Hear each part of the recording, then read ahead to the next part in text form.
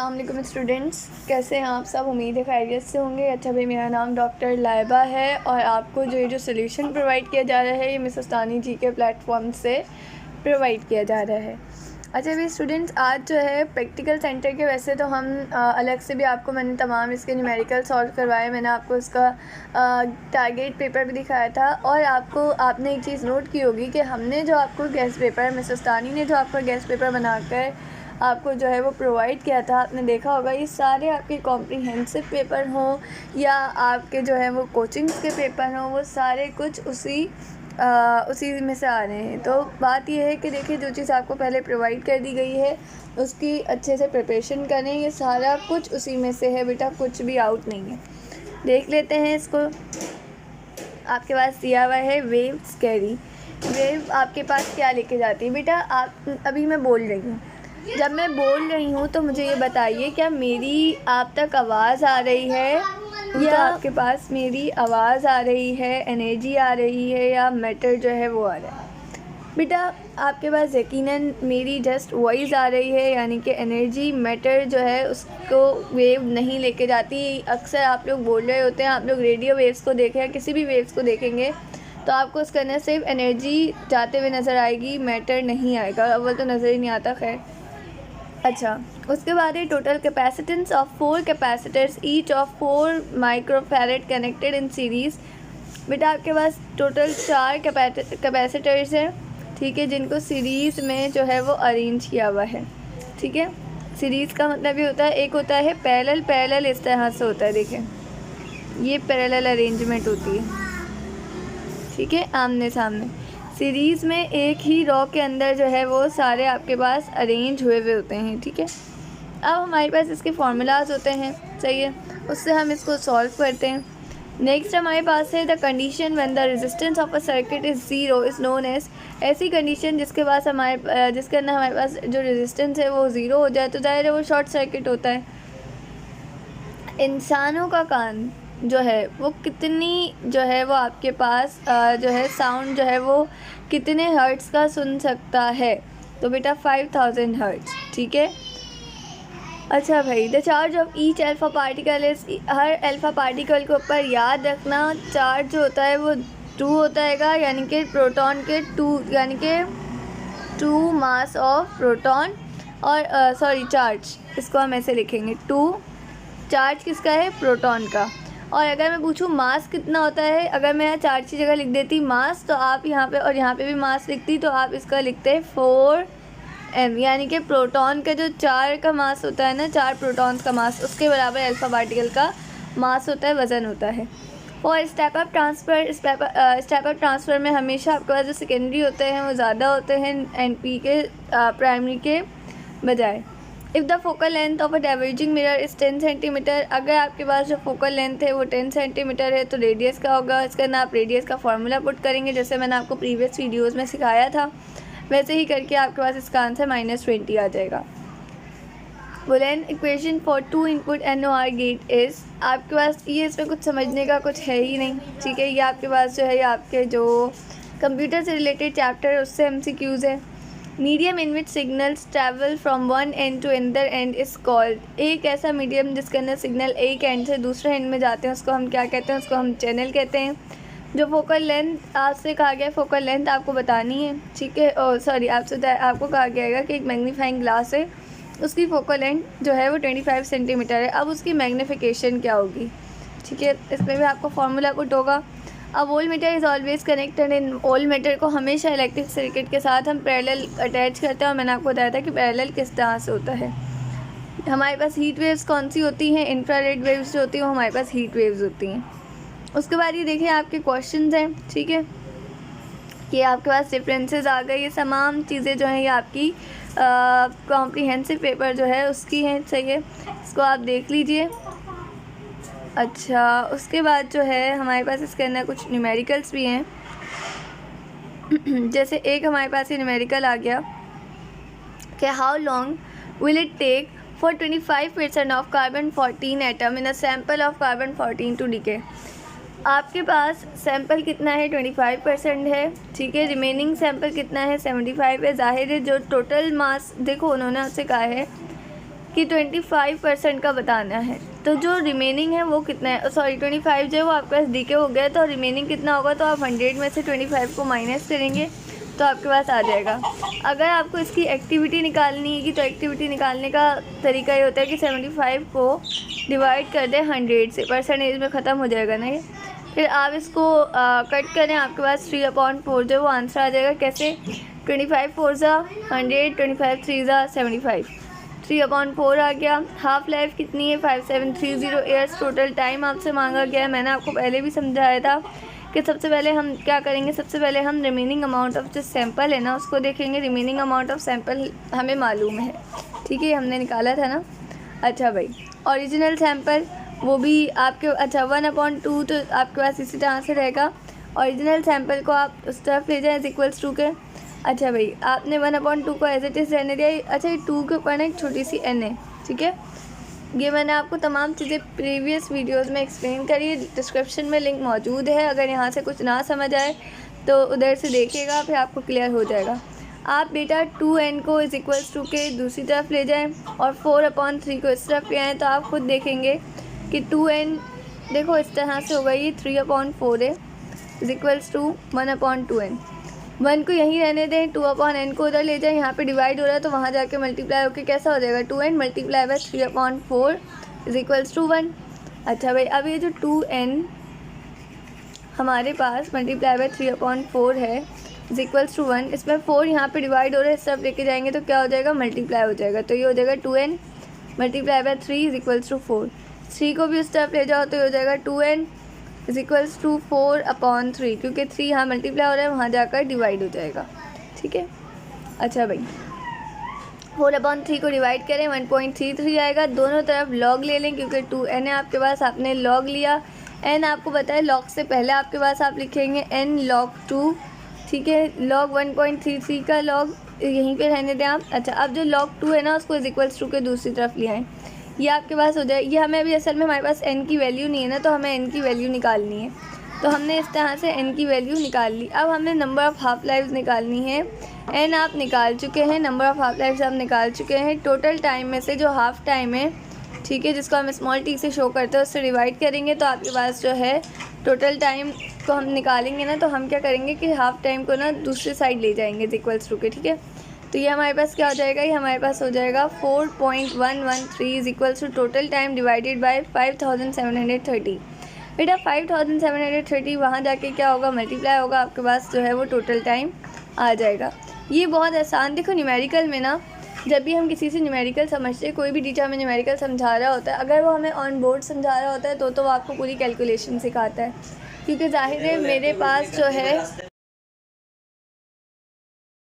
पास जो है चूँकि अभी टैब जो है वो अवेलेबल नहीं है, तो मोबाइल से तो बेटा इसी तरह से होगा, तो थोड़ा सा आप इसको देख लीजिएगा। उसके बाद है,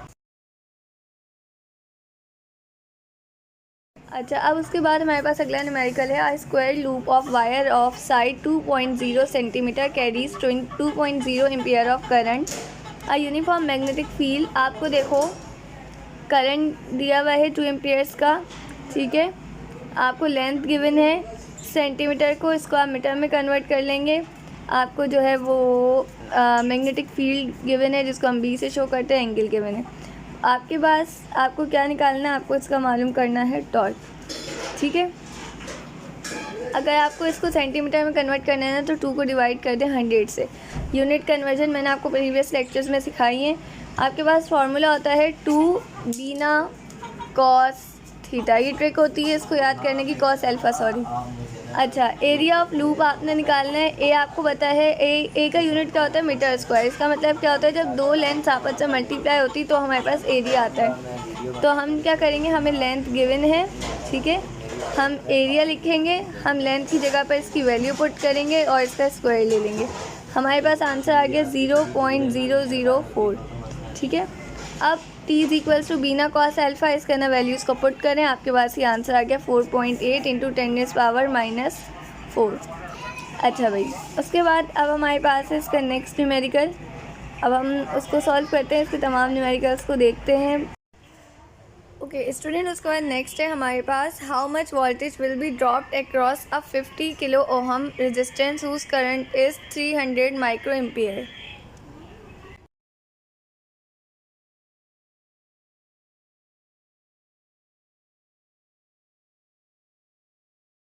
अच्छा, उसके बाद देखिए हमें रेजिस्टेंस जो है वो 50 किलो ओहम दी गई है। किलो को मैंने आपको बताया था कि किलो जो है वो हमारे पास 10 की पावर 3 या आप इसको 1000 भी कह सकते हैं, ठीक है। और हमें रेजिस्टेंस इतना दिया गया है। करंट जो है उसमें देखिए माइक्रो लिखा हुआ है।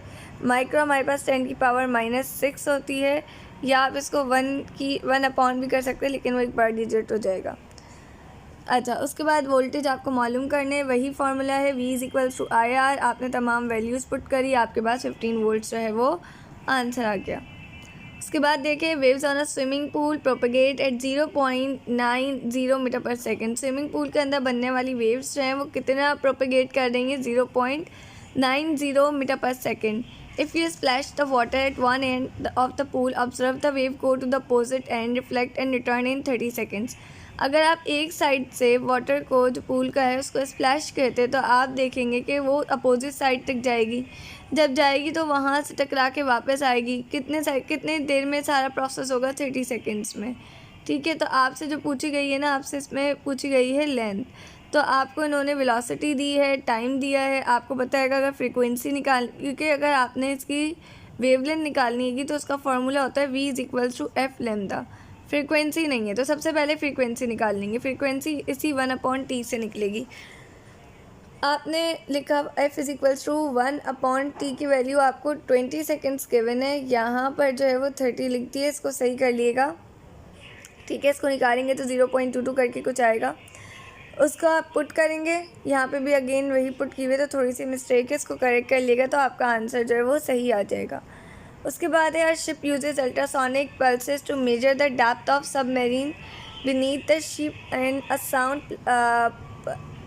a sound pulsing is transmitted into the sea and the echo from the seabed is received after 40 meter per second.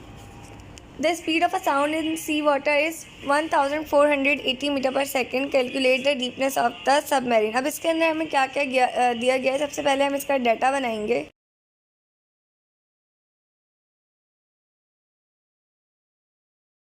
देखिए हमें टाइम गिवन है, ठीक है, कितना? 40 मीटर पर सेकेंड। इसको सॉरी मीटर पर सेकेंड नहीं है, मिली सेकेंड है आपके पास। ये तो वेलोसिटी होती है आपके पास, मीटर पर सेकेंड तो मिली सेकेंड से आप इसको कन्वर्ट कर लेंगे सेकेंड्स में। वेलोसिटी गिवन है 1480 मीटर पर सेकेंड। डिस्टेंस मालूम करना है, सिंपल फार्मूला होता है S=V/T। वेलोसिटी और टाइम की वैल्यू पुट करेंगे, आपके पास जो है वो डिस्टेंस निकल के आ जाएगा। इको की वजह से डिस्टेंस जो है वो आपका हमेशा कितना होना चाहिए? आधा होना चाहिए, ठीक है। तो हम क्या करेंगे, हम उसकी वजह से डिस्टेंस को जो भी हमारे पास वैल्यू आई होगी उसको 2 से डिवाइड कर देंगे, तो हमारे पास आंसर आएगा 29.6 मीटर, जिसको अगर आप राउंड ऑफ कर लें तो वो 30 मीटर हो जाता है, ठीक है। उसके बाद आपसे कहा गया है 3 रेजिस्टर्स हैं, 4 ओम के, 6 ओम के, 12 ओम के, जिनको कनेक्ट किया गया सीरीज़ में कनेक्ट है। सिंपल, अगर आपने इनकी टोटल रेजिस्टेंस निकालनी है तो 4 + 6 + 12 कर लेगा, ठीक है। और आपको बताया गया कि इसकी जो EMF है वो कितनी है? 6 वोल्ट की। तो आपसे इसका पोटेंशियल डिफरेंस पूछा गया। मैंने आपको बता दिया रेजिस्टेंस आपको क्या गिवन है, आपको वोल्टेज बता दिया, आपको इनके तमाम रेजिस्टर्स के अक्रॉस वोल्टेज बताना है। बेटा टोटल रेजिस्टेंस मैंने अभी बताया था, इन सबको ऐड करेंगे तो आपके पास निकल के आ जाएगी। ये यहाँ पे इन्होंने आपको फार्मूलाज दिए हुए हैं, ठीक है। सबसे पहले टोटल रेजिस्टेंस निकाल लें, 22 ओम आ गई। फार्मूला होता है V=IR, ठीक है। ये हमारे पास होता है। चूँकि हमारे पास हमने टोटल रेजिस्टेंस भी निकाल ली, हमारे पास टोटल वोल्टेज भी है, लेकिन करंट नहीं है। तो ये करंट निकालने के लिए हम रेजिस्टेंस को दूसरी तरफ ले जाएंगे। ये जो करंट आया ना, टोटल करंट आया है, ठीक है। अब हमारे पास फार्मूला आपको पता है इन सब में हम लोग यूज़ करेंगे V1=1 R1, V2=I R2। इसमें I की वैल्यू क्यों नहीं चेंज हो रही बेटा? क्योंकि सीरीज़ के अक्रॉस करंट सेम रहता है, ठीक है। आप तमाम वैल्यूज़ पुट करेंगे, आपके पास तीनों के वोल्टेज निकल के आ जाएंगे। ये बहुत आसान न्यूमेरिकल्स हैं, इनको गौर से देखें, अच्छा आपका टाइम भी वेस्ट नहीं हो रहा, आपको तमाम चीज़ें जो है वो जल्दी जल्दी समझ भी आ रही हैं। Distances in space are often measured in units of light year. जो डिस्टेंसेस होते हैं स्पेस में उनको कैसे मेजर किया जाता है, उनको मेजर किया जाता है लाइट ईयर्स के अंदर, ठीक है। एक बात याद रखना, आपसे एमसीक्यू में पूछा जाता है लाइट ईयर क्या है, तो याद रखना लाइट ईयर आपके पास बेसिकली डिस्टेंस होता है, तो इसका यूनिट भी मीटर होगा, ठीक है। एक साल में जो डिस्टेंस जो है लाइट का जो ट्रैवल करता है एक साल में, तो आपको वो मालूम करना है, ठीक है। आपके पास एक साल में टाइम कितना होता है, वो होता है 3.15 × 10⁷ सेकेंड, ये अंडरस्टूड वैल्यू। वेलोसिटी क्या होगी, वेलोसिटी जाहिर सी बात है स्पीड ऑफ लाइट होगी, जो कि 3 × 10⁸ होती है। इसको भले से आप किलोमीटर पर सेकेंड में कन्वर्ट कर लें। फॉर्मूला यही लिखेंगे, S = V × T। आपने इसके अंदर दोनों वैल्यूज़ पुट करी, आपके पास इसका आंसर निकल के आ गया किलोमीटर्स के अंदर, क्योंकि उन्होंने आपसे क्या कहा था कि आप हमें डिस्टेंस निकाल के दें किलोमीटर में। तो किलोमीटर में हमने इसको कन्वर्ट किया। पहले किलोमीटर में कन्वर्ट करने का तरीका ये है कि जो 3 × 10⁸ है ना, इसको डिवाइड कर दो 1000 से, बस फिर आपके पास सेम आ जाएगा, ठीक है। नेक्स्ट है find coulomb repulsive forces between 2 electrons at a distance of 1 metre from each other. आपको कूलम रिपल्सिव फोर्स बतानी है 2 इलेक्ट्रॉन्स के दरमियान जिनका डिस्टेंस 1 मीटर की डिस्टेंस पर है एक दूसरे से। डाटा बना ले, Q1 Q2 = 1.6 × 10⁻⁻19। बेटा ये दोनों जो इलेक्ट्रॉन्स है ना, उन पे चार्जेस सेम ही होंगे। डिस्टेंस इन्होंने आपको 1 मीटर का दिया है, ठीक है। कूलम कांस्टेंट आपको बताए 9 × 10⁻9 होती है। फोर्स का फार्मूला क्या होगा, F = K Q1 Q2/r²। सारी चीज़ें गिवन है, फार्मूला में पुट करें, फोर्स निकल के आ जाएगी। ये इतने आसान न्यूमेरिकल्स है कि इसके अंदर ऐसे कुछ समझने का नहीं है। अगर आपने लेक्चर सही से लिए होंगे, आपने प्रीवियस वीडियोस जो हैं वो सही से देखी होंगी, तो अब आपको ये फास्ट रिव्यू बहुत आसानी से समझ आ रहा होगा। फास्ट रिव्यू एक बहुत अच्छी चीज़ होती है, इससे बहुत सारे न्यूमेरिकल्स फार्मूलाज जो हैं वो क्लियर हो जाते हैं। अच्छा भाई आगे देखें, 100 joules of heat is produce each second in a 4 ohm resistance, find the potential difference across the resistance. आपसे कहा गया 100 जूल की जो हीट है वो प्रोड्यूस होती है हर सेकेंड में, ठीक है, किसके अंदर, 4 ohm के रेजिस्टेंस के अंदर। आपसे पोटेंशियल डिफरेंस पूछा गया है, आपको बताया हीट आपको 100 joules के मैंने, टाइम आपके पास 1 सेकेंड इन्होंने कहा ना ईच सेकेंड, और रेजिस्टेंस कितनी 4 ohm। आपको वोल्टेज मालूम करना है, फार्मूला आपके पास होता है H = I²RT, क्योंकि आपने इसके अंदर निकालना है, क्या निकालना है, आपने V निकालना है। तो V देखो, V का फार्मूला हमारे पास क्या होता है, V = IR। तो R तो हमारे पास है, करंट नहीं है, तो करंट हम इस वाले फार्मूला से निकालेंगे, ठीक है। ये देखिए हमने इस फार्मूला के थ्रू करंट निकाला, करंट हमारे पास 5 एम्पियर्स आ गया, हमने उसको पुट किया, हमारे पास वोल्टेज आ गया। बहुत आसान था। अब तक इसके अंदर हमने जितने फार्मूलाज पढ़े हैं ना, मैं आपको एक दफ़ा वो तमाम फार्मूलाज को थ्रू करा देती हूँ ताकि आपको आसानी हो जाए।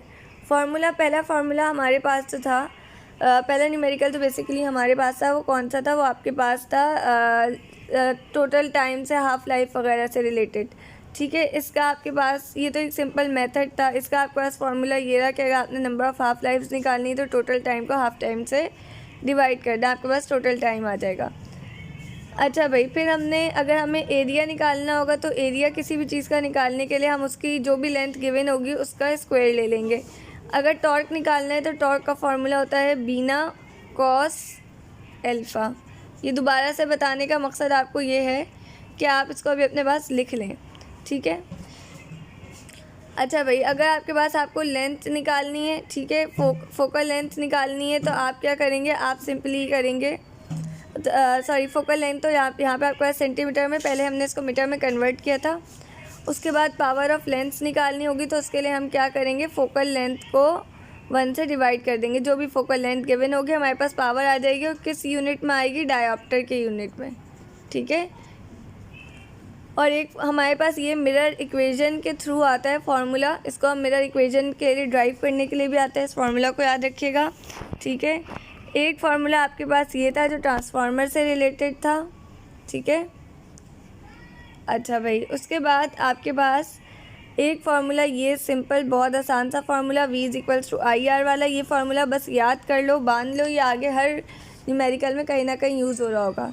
ये फ्रीक्वेंसी का फार्मूला है, V = F लैम्डा। ये वेलोसिटी निकालने का तरीका, जब हमें फ्रीक्वेंसी और वेवलेंथ गिवन हो तो S is equals to V T, ये आपके पास डिस्टेंस निकालने का है, ठीक है। अच्छा भाई, उसके बाद ये जो था इधर आपने रेजिस्टेंस, अब यहाँ पे आपने दो बातें याद रखनी, वो ये कि अगर रेजिस्टेंस सीरीज़ में है तो सबको ऐड कर लेना, टोटल रेजिस्टेंस आ जाएगी और करंट सेम रहेगा, ठीक है। डिस्टेंस का वही मैंने आपको बताया था, S is equals to V T, ठीक है। उसका कूलम्स के लिए F is equals to K Q one Q two upon R square.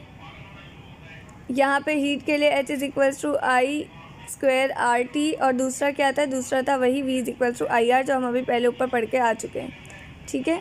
उसके बाद है आपके पास कहा गया है calculate the speed of sound eight 50 centigrade. Speed of sound आपने बतानी 50 सेंटीग्रेड पे। टाइम आपको जो गिवन है ना बेटा, सबसे पहले उसको केल्विन में कन्वर्ट कर लो। जो भी टाइम गिवन होगा ना, जो भी टेम्परेचर गिवन होगा उसको आप ऐड करवा लेंगे उसके अंदर 273, तो वो केल्विन में कन्वर्ट हो जाएगा। हमारे पास फार्मूला होता है, हमने ये हमारे पास एक वैल्यू होती है जो हमें हमेशा याद ही रहती है, ठीक है। इसके अंदर आपने बस इस टी की जगह पे वैल्यू को पुट करना है, आपके पास इसकी वेलोसिटी निकल के आ जाएगी। तो ये एक और फार्मूला था, इसको आप याद रखिएगा। अब हम अपना नेक्स्ट न्यूमेरिकल देखते हैं जो हमारे पास क्या कह रहा है। ओके स्टूडेंट्स, अब हमारा ये लास्ट न्यूमेरिकल लिया गया, उसके बाद मैं आपको फर्दर आगे जो थ्योरी है उसके अबाउट दिखा दूंगी, उसको देख लेगा। अ sample of AC 225 originally contain 8 × 10⁻24 nuclear. यहाँ पे आपको एक एलिमेंट गिवन है, ठीक है, और आपको बताएगा कि उसके पास कितने न्यूक्लियर मौजूद है, 8 × 10⁻24। असल में एलिमेंट जो है इसका सैम्पल मौजूद है आपके पास। तकरीबन 960 घंटे बाद वो आपसे पूछते हैं कि how much of the original sample remains undecayed, कितना जो है वो अनडिकेड रह जाएगा सैम्पल। और आपको जो हाफ लाइफ सैम्पल की बताई गई है वो कितनी बताई गई है, 10 दिन आपको बताई गई है, ठीक है। तो ओरिजिनल न्यूक्लियर आपके पास कितने मौजूद है, आपके पास मौजूद है 8 × 10⁻24। टोटल टाइम आपके पास है 960 आवर्स। बेटा देखिए ये आपको किस में गिवन है, आपको घंटों में गिवन है, आपको इसको कन्वर्ट करना है दिन में। आप क्या करेंगे, अगर आपको कोई चीज़ आवर्स में गिवन हो और आपको उसको कन्वर्ट करना हो डेज़ में, ठीक है, तो आप सिंपल 960 को डिवाइड कर देंगे। एक दिन में कितने घंटे होते हैं, 24 घंटे होते हैं, तो 24 से डिवाइड कर दें। अच्छा भाई, उसके बाद आपके पास आंसर आ जाएगा 40 डेज़। तो टोटल टाइम जो है वो 40 डेज़ का आएगा। हाफ लाइफ कितनी है, 10 डेज़ की। और आपसे पूछा गया रिमेनिंग न्यूक्लियर, ओरिजिनल न्यूक्लियर आपको पता है वो कितने हैं, 8 × 10⁻24। अब देखें सोल्यूशन में n जो है वो हमारे पास क्या होता है, total time upon half life, ठीक है। जो हमारे पास हम क्या करेंगे, मैंने आपको पिछले न्यूमेरिकल्स में भी समझाया था कि हम जो टोटल टाइम है उसको डिवाइड कर देंगे हाफ लाइफ से, तो हमारे पास क्या आंसर आ जाएगा 4। रिमेनिंग न्यूक्लियर कितने हैं हमारे पास, उसके लिए हमने यही वाला फार्मूला यूज़ करना है जो हमने पहले कब से करा है। इसके अंदर n की वैल्यू पुट कर देंगे, n की वैल्यू हमारे पास 4 आई है, यहाँ पे आप 4 पुट करेंगे और ओरिजिनल न्यूक्लियर की जगह उसकी वैल्यू पुट कर देंगे, ठीक है। आप इन सबको पुट करने के बाद कैलकुलेटर में डाल के इसका आंसर निकालेंगे तो आपके पास क्या आ जाएगा, 0.5 × 10⁻24। जब आप डेसिमल पॉइंट को राइट साइड पे लेके जाएंगे तो आपको पता है एक जो है इस 24 में से सब्ट्रैक्ट हो जाएगा, तो आपका आंसर 5 × 10⁻23 भी हो सकता है, ठीक है। एक न्यूमेरिकल ये और है, इसको भी देख लेते हैं। Calculate the speed of light in glycerine. Glycerine आपको पता है एक वैक्सी सा सब्सटेंस होता है आपके पास, उसके अंदर आपने स्पीड ऑफ लाइट निकालनी है। नॉर्मली स्पीड ऑफ लाइट आपको बताएगा कितनी होती है, 3 × 10⁻8। आपको इंडेक्स ऑफ रिफ्रैक्शन गिवन है 1.47। आसान सा काम है, फार्मूला होता है जो इंडेक्स ऑफ रिफ्रैक्शन होता है इसका फार्मूला होता है n = c/v। c आपके पास होती है स्पीड ऑफ लाइट, v होती है वेलोसिटी। v आपको मालूम करनी है, v को यहीं रहने दें, v को उस तरफ ले जाए, वहाँ जाकर जो है वो मल्टीप्लाई हो जाएगा और n को जो है वो आप इस तरफ ले आएगा, यहाँ पे आके डिवाइड हो जाएगा, ठीक है। तो आप जब पुट करेंगे आपके पास इस तरह की इक्वेशन बन जाएगी, ठीक है। फिर आप जो है उसमें वेलोसिटी जो है वो निकाल लेंगे।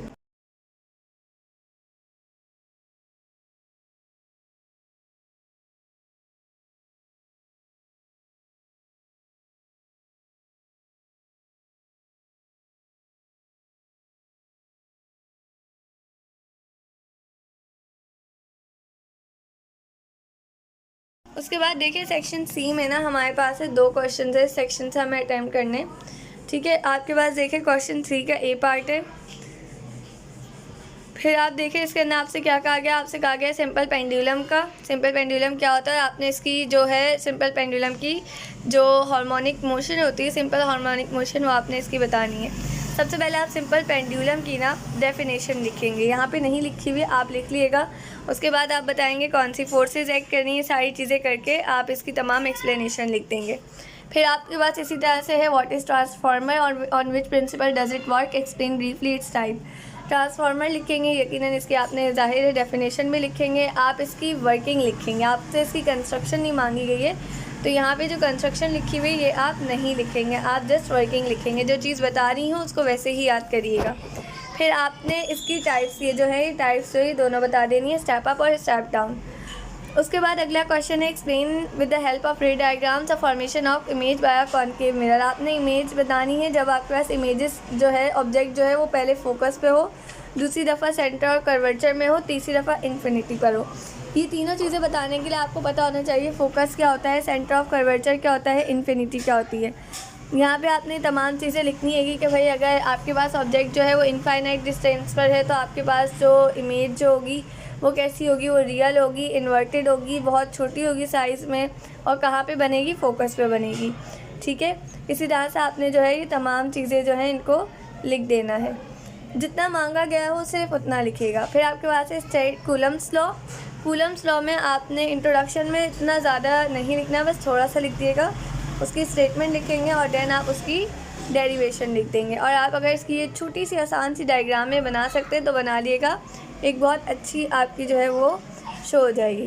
फिर आपके पास अगला क्वेश्चन है explain the alpha scattering experiment of atomic model. आपने इसके अंदर पूरा मॉडल बताना है, इसकी डायग्राम भी बनाइएगा। ठीक है, उसके बाद नेक्स्ट क्वेश्चन है व्हाट इज़ इलेक्ट्रिक मोटर, उसकी डेफिनेशन लिखें, उसकी कंस्ट्रक्शन और वर्किंग लिखें। ये जो टर्निंग अफेक्ट है इसी में आपके पास इसकी वर्किंग आ जाएगी। ठीक है, अच्छा इसके अंदर जो कंस्ट्रक्शन है वो में से तो कंस्ट्रक्शन आप ऐड कर लिएगा। अच्छा help with the help of diagram prove sound waves are mechanical waves. आपको याद होगा बुक में हमारे पास एक बेल जार एक्सपेरिमेंट था, उसके थ्रू हमने मैकेनिकल वेव्स को जो है वो डिफ़ाइन किया था। बस सिंपल वो पूरा लिख जाएगा। डायग्राम अगेन बहुत आसान है, डायग्राम लाजमी बनाइएगा, जिस क्वेश्चंस में बना सकते हैं उसमें लाजमी बनाएं। फिर है ओहम्स लॉ, ओहम लॉ को लिखें, उसके फार्मूला ड्राइव करें, उसकी 4 लिमिटेशंस लिखें। ठीक है, right the construction and working of CRO। CRO आपके पास क्या होता है, कैथोड रे ऑस्किलोस्कोप होता है। इसकी कंस्ट्रक्शन लिखनी है, इसकी आपने वर्किंग लिखनी है और इसको थोड़ा सा डिफ़ाइन कर देगा। और डायग्राम तो देखिए अगेन लाजमी बनाइएगा।